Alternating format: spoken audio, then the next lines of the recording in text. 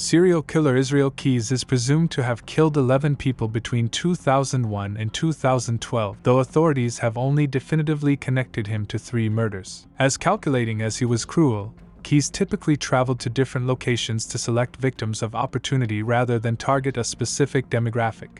He buried weapons and other supplies ahead of time and financed his actions by working as a contractor and robbing banks. His uncharacteristic behavior after killing 18-year-old Samantha Koenig in Alaska led to his arrest in March 2012. His December 2012 death by suicide, before he could stand trial, left law enforcement with more questions than answers about his crimes. Hello, dear viewer! Creating content for you is a true passion of mine. Countless hours of research and editing go into each video. Your one subscription would mean the world to me.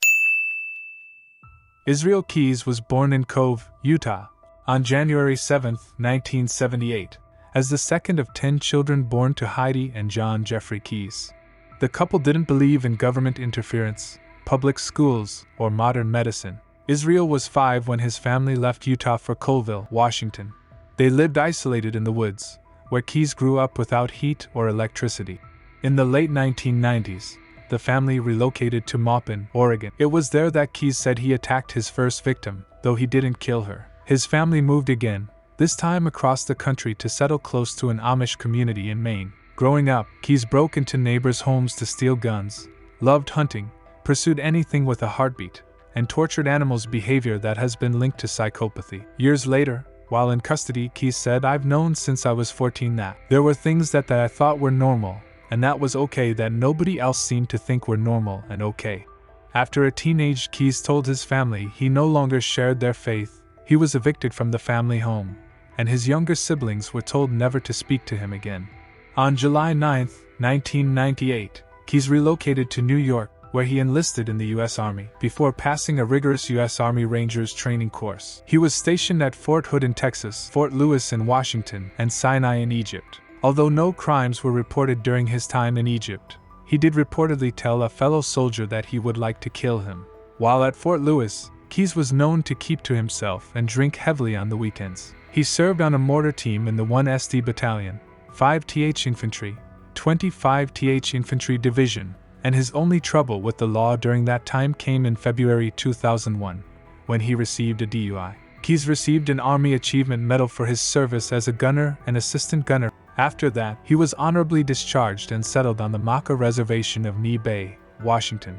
In 2000, Keyes became involved with a woman living on the Washington Maca Reservation. The next year, their daughter, whose name hasn't been made public, was born. In July 2001, Keyes went to live with the mother of his child after being honorably discharged from the Army. In 2007, Keyes moved to Alaska to live with a nurse practitioner he'd been dating and brought his daughter along with him. That same year, he started his own business, Keyes Construction, where he worked as a handyman, contractor, and construction worker. After his arrest, Keyes expressed his desire to prevent his daughter from suffering due to his actions. "I want my kid to have a chance to grow up. You know, she's in a safe place now. She's not going to see any of this. I want her to have a chance to grow up and not have all this hanging over her head." On February 1, 2012, Keyes abducted 18-year-old barista Samantha Koenig from the coffee shop where she worked in Anchorage, Alaska. He stole Koenig's debit card and cell phone, sexually assaulted her,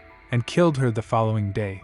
Keyes then stashed her body in a shed while he went on a planned family vacation, a 2-week cruise in the Gulf of Mexico. Upon returning, Keyes applied makeup to Koenig's face, sewed her eyes open with a fishing line, and took a picture of her alongside a 4-day-old issue of the Anchorage Daily News to make it seem like she was still alive. Using her cell phone, Keyes sent texts, including a demand for a $30,000 ransom. Her family, hoping Koenig was still alive, deposited money into her account. Then, Keyes dismembered her body and dropped the pieces into a lake north of Anchorage. Koenig's remains were recovered on April 2, 2012. Although Koenig wasn't Keyes' first victim, his crimes against her ultimately led to his downfall. Keyes is believed to have killed 11 people, of whom only Samantha Koenig and 2 others have been definitively identified. He also sexually assaulted a girl who was between the ages of 14 and 18. According to Keyes, his first planned attack took place in Oregon in 1997 or 1998. He abducted a teenage girl,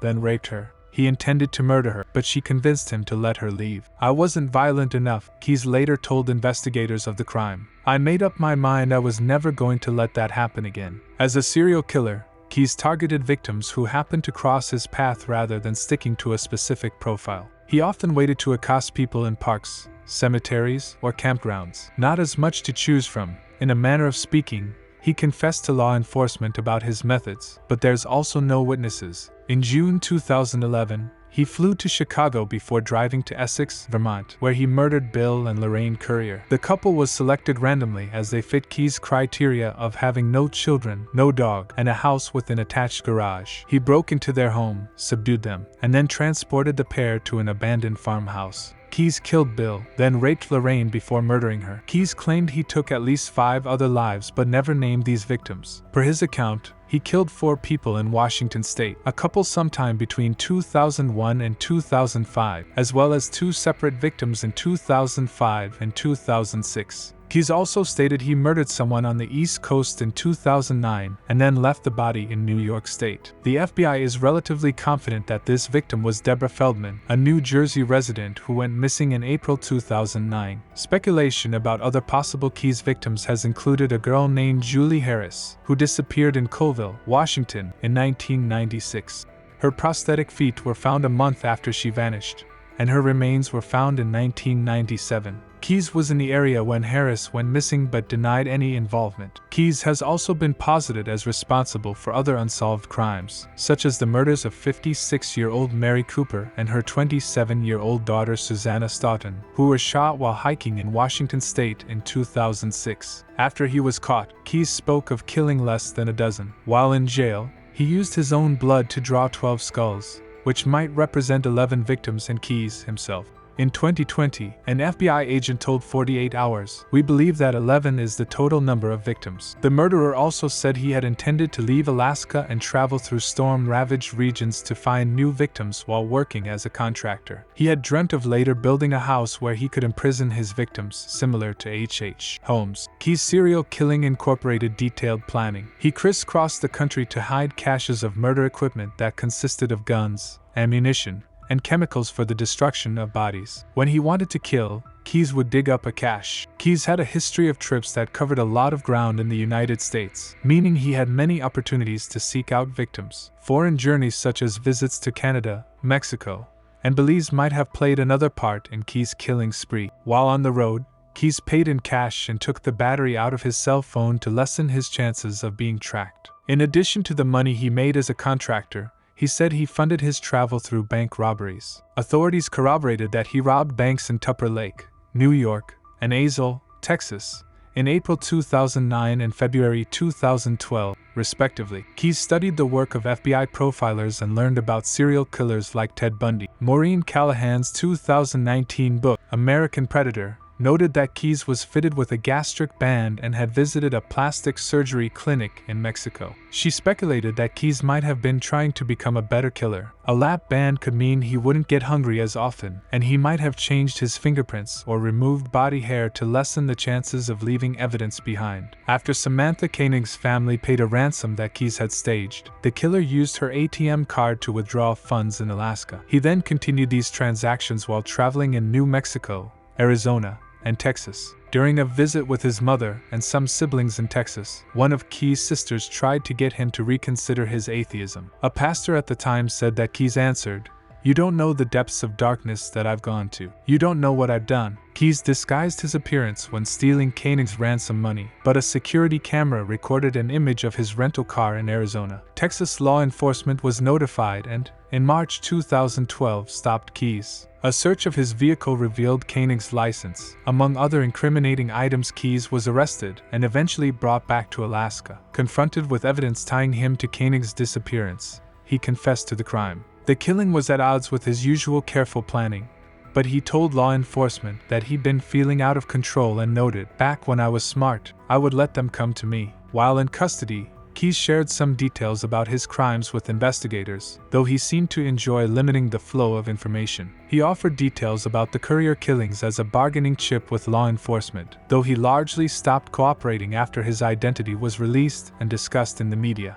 In May 2012, Keyes tried to escape from the courtroom after breaking his leg irons during a routine hearing. However, authorities were able to subdue him with a stun gun, then restrain him. His last interrogation session took place a few days before his death. Some of his interrogation recordings have since been shared with the public. Keyes had been awaiting a March 2013 trial and had been assigned a public defender in Alaska. His trial would have likely been delayed, however, as federal prosecutors were thinking of pursuing the death penalty. Keyes' body was discovered in his Anchorage, Alaska, jail cell on the morning of December 2, 2012. His death was the result of suicide. Despite warnings not to provide him with a razor blade, 34-year-old Keyes had been given one. He slit his wrist and also strangled himself with a sheet while lying in bed. Along with the skulls Keyes had drawn in his blood, authorities found a 4-page suicide note beneath his body. Throughout the oft-rhyming message, Keyes criticized American consumerism and the banality of daily life and seemed to celebrate his murders. You may have been free, you loved living your lie, fate had its own scheme, crushed like a bug you still die, Keyes wrote in one section. FBI Special Agent Mary Rook later shared that the writings do not offer any investigative clues or leads as to the identity of other possible victims. Keyes' mother, 4 sisters, and 3 brothers-in-law were the sole attendees at Keyes' funeral on December 8, 2012.